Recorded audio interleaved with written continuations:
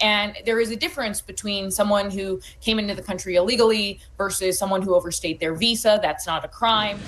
When it comes to immigration, there is this southern border focus.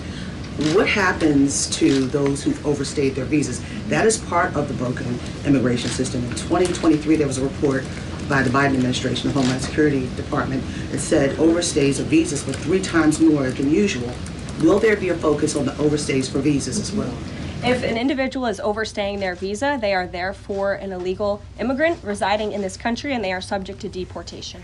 Laura, I want to bring you in and just show our viewers what the public opinion generally is about the deportation of those undocumented immigrants living illegally in the United States.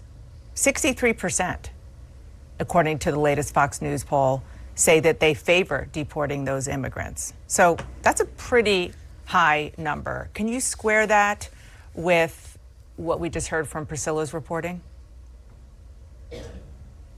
Yeah, I think that obviously the president has kind of blanketed the airwaves with saying that all of these people deported are criminals. And given the fact that we, reporters like Priscilla, we names, I know CBS got a hold of a list of names, but that hasn't been provided to those who are asking for who was actually deported.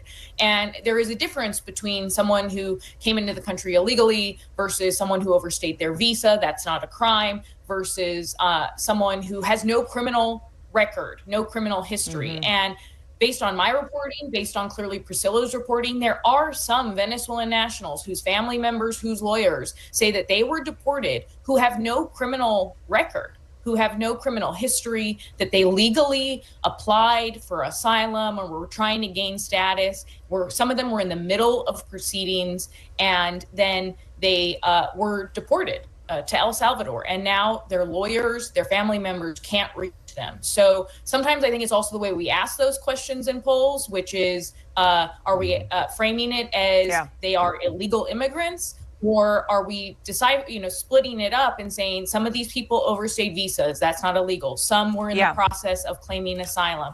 Are Americans opposed to all those different types of immigrants that have been living in this country, in some cases, for decades?